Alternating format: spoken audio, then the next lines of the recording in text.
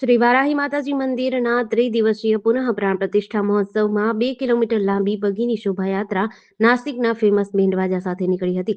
Helicopter દ્વારા પુષ્પવર્ષા કરવામાં આવી. 109 બગી અને 4 ડીજે સાથે વારાહી માતાજી મંદિરના પુનઃ પ્રાણ પ્રતિષ્ઠા મહોત્સવની ઉજવણી કરાઈ. બગી શોભાયાત્રા પાસોટાના મુખ્ય દ્વારથી શોભાયાત્રાનું પ્રસ્થાન થયું, જે મુખ્ય મંદિરો ઉના દ્વાર આગળથી સમગ્ર પાંચોટમાં ફરી વારાહી માતા મંદિર, ઉમિયા માતાજી મંદિર, બહુચર માતા મંદિર, અંબે માતા મંદિર, બ્રહ્માણી માતા મંદિર, ત્યારબાદ અન્નક્ષેત્ર, ત્યારબાદ મહાદેવ મંદિરે સમાપન થયું. પ્રતિષ્ઠા નિમિત્તે બ્લડ ડોનેશન કેમ્પ તથા રાત્રિ સાંસ્કૃતિક કાર્યક્રમ, નાટક અને ડાયરાની રમઝટ બોલી હતી. 3 દિવસીય ભોજન વ્યવસ્થામાં અંદાજે 1 થી 1.5 લાખ માઈ ભક્તોએ પ્રસાદ ગ્રહણ કર્યો હતો. ડાયરામાં અંદાજે ₹2.5 કરોડ રૂપિયાના પૈસાનો વરસાદ થયો. રાત્રે ગુજરાતના પ્રખ્યાત ગીતાબેન રબારી તથા રાજબા ગઢવી, નિકુંજદાન ગઢવી દ્વારા ડાયરાની રમઝટ બોલાવી હતી.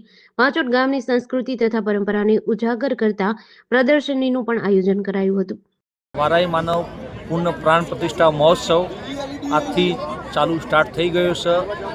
આજે પ્રથમ દિવસ છે, પણ પ્રથમ દિવસ જોતાં એવું લાગે છે અમને કે જે અમારો અંદાજ હતો આપણો એના કરતાં 2 ગણી પબ્લિક આવી છે, સ્વયંભૂત પબ્લિક આવી છે. ભોજન પ્રસાદ એ લોકોએ શાંતિથી લીધો.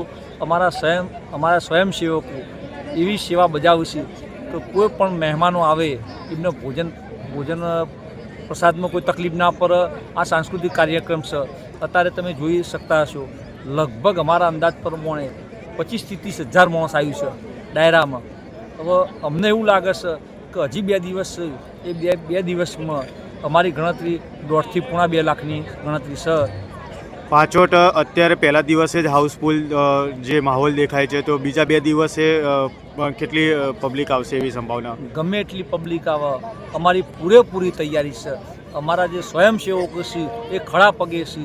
સાંસ્કૃતિક કાર્યક્રમ હોય કે ભોજનશાળા હોય કે કાર્યાલય હોય, એક પણ બાબતની કોઈ દર્શનાર્થીની તકલીફ નહીં પડે એવી અમારી પૂરી તૈયારી છે. એટલે કોઈ બાબતની ચિંતા કરવાની, તમે દર્શનનો લાભ લો, પ્રસાદનો લાભ લો, બાકી કોઈ ચિંતા કરતા ના.